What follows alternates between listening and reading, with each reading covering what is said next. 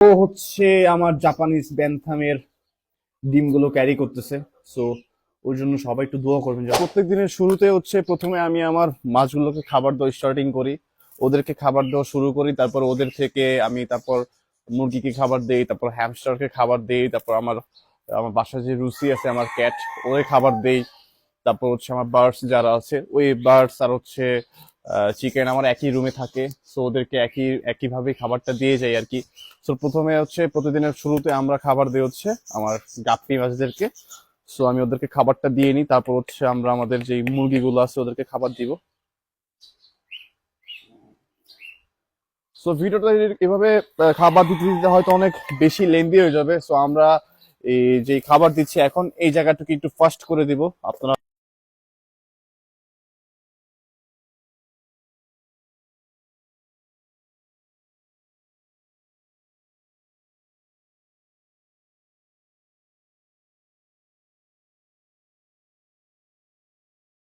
আমার আপনারা সবাই জানেন যে উইন্টারের মধ্যে কিন্তু গাপ্পি মাছ বা লাইভ ব্রিড মাছ অনেকেই ভাবে যে এগুলো মানে এটা অনেক রিস্কি হয়ে যায় বা সার্ভাইভ করবে না বা মারা যাবে। বিষয়টা হচ্ছে যে আপনি যখনই যে এই মাছগুলো রাখবেন, যেখানে রাখবেন ট্রাই করবেন যে ওই পানিটা যেন ঠান্ডা না হয়ে যায়, বা উপর থেকে যদি সম্ভব হয় তাহলে কিছু দিয়ে ঢেকে দিবেন।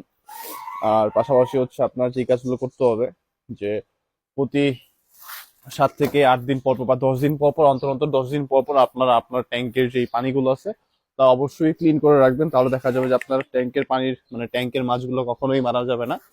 আর আর উইন্টারের মধ্যে আর এখন আমার কাছে অনেকেই নক দিচ্ছে ভাই মাছের জন্য, ফিশের জন্য। তো আপনারা অনেকেই জানেন যে উইন্টারের মধ্যে কিন্তু shrimp, fire shrimp, orange shrimp, যে কোনো শ্রিম্প হতে পারে, যে কোনো কালারের শ্রিম্প হতে পারে, ওরা খুব ফাস্ট গ্রোথ হয়, খুব ফাস্ট এই জায়গায় গ্রোথ হয়। দেন ওরা ভালো একটা সার্ভাইভ রেট থাকে। আর উইন্টারের মধ্যে ব্রিডিং শ্রিম্পের ব্রিডিং রেটটা অনেক ভালো থাকে। উইন্টারের মধ্যে শ্রিম্প খুব ভালো ব্রিড করে থাকে। সো আপনারা যারা শ্রিম্প নিতে চাচ্ছেন তারা অবশ্যই আমাকে নক করতে পারেন। কারণ আমার কাছে হিউজ কোয়ান্টিটি শ্রিম্প আছে, 1000+ হবে, হাজার হাজার হাজার হাজার বললেও ভুল হবে। কারণ আমার প্রত্যেকটা ট্যাঙ্কের মধ্যেই আমার স্ট্রিম দেওয়া মানে দেওয়া আছে আমার ট্যাঙ্কের মধ্যে।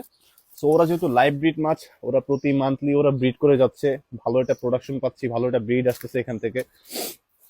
সো এতগুলো রাখার মতো আসলে আমারও জায়গা নেই, আর এখানে অনেক হিউজ হয়ে গেছে। সো এখন এরকম হচ্ছে যে ওরা আসলে হিউজ কোয়ান্টিটি ফ্রাই দিচ্ছে। তো দেখা যাচ্ছে যে ওইখান থেকে বেশিরভাগ মাছই মানে গাপ্পি গুলো খেয়ে ফেলতেছে। এখন আপনারা হয়তো জানেন যে আমি আমার গত ভিডিও গুলোতে বলেছি যে আমার এই ট্যাঙ্কের মধ্যে মানে যে গাপ্পির সাথে শ্রিম্পও থাকে, তার প্লাস পয়েন্ট হচ্ছে গাপ্পি গুলো শ্রিম্পের ফ্রাই গুলো খেয়ে থাকে, লাইফ ফুড হিসেবে নিয়ে থাকে।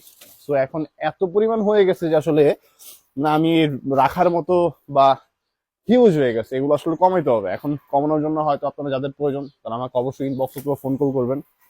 তো দেখা যাবে যে আপনার লোকেশনে ডেলিভারি পাঠিয়ে দিতে পারবো।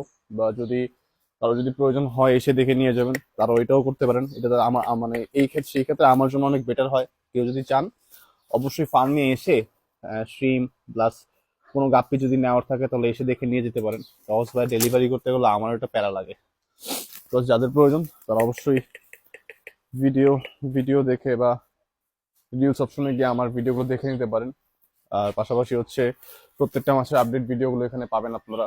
সো আমি আজকে আমার মাছের ভিডিওগুলো দেখাচ্ছি না, মাছগুলো দেখাচ্ছি না, আমি জাস্ট দেখাচ্ছি যে আমার মাছগুলোকে আমি প্রতিদিন কিভাবে কখন কখন খাবার দেই, কোন টাইমে খাবার দেই, কি ফুড দিচ্ছি। আপনারা অনেকে হচ্ছে যে বলতে পারেন যে আমার এই হাটটার মধ্যে কি কি ফুড আছে, এটা পুরোটাই গুঁড়ো করা। আর আমি হচ্ছে আমার লাইভ বিট মাছদেরকে সব মানে ফুড ওদেরকে আমি গুঁড়ো করেই দিই। তার কারণ হচ্ছে আমার প্রত্যেকটা ট্যাঙ্কে হাউস ট্যাঙ্কের মধ্যে যেহেতু আমি মাছ করে থাকি, তো সেই ক্ষেত্রে হচ্ছে এইখানেই ফ্রাই দিচ্ছে, এখানে ফ্রাই গুলো বড় হচ্ছে, বড় মাছগুলো এখানে থাকতেছে। সো এইটা দেওয়ার কারণ হচ্ছে, গুঁড়ো করে খাবার দেওয়ার কারণ হচ্ছে যে ওরা প্রত্যেকটা মাছ যেন এখানে বড় মাছটা যেন খাইতে পারে, ছোট মাছটা যেন এখানে খাইতে পারে।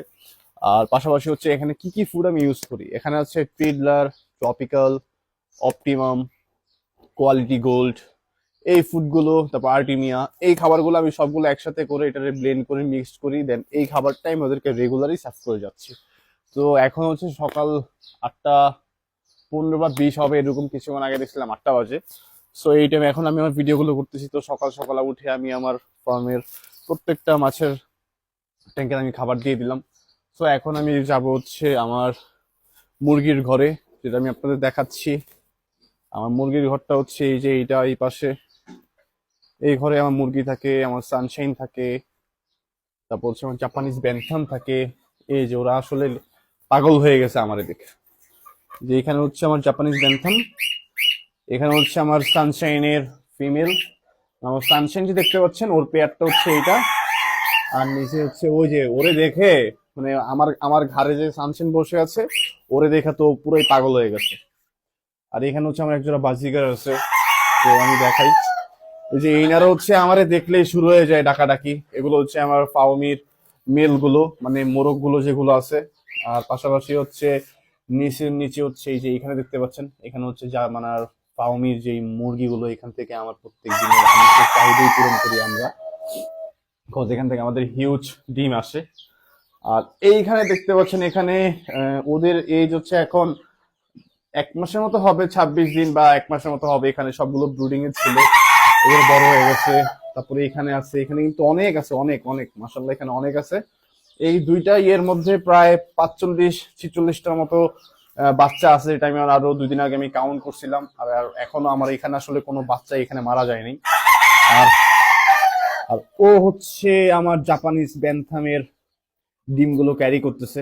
সো ওর জন্য সবাই একটু দোয়া করবেন যেন আমার জাপানিজ ব্যান্থাম মুরগিগুলোর ডিম আমরা খুব সোন এখান থেকে বের করতে পারি। মানে ডিম না, সরি, বাচ্চা বের করতে পারি আর কি।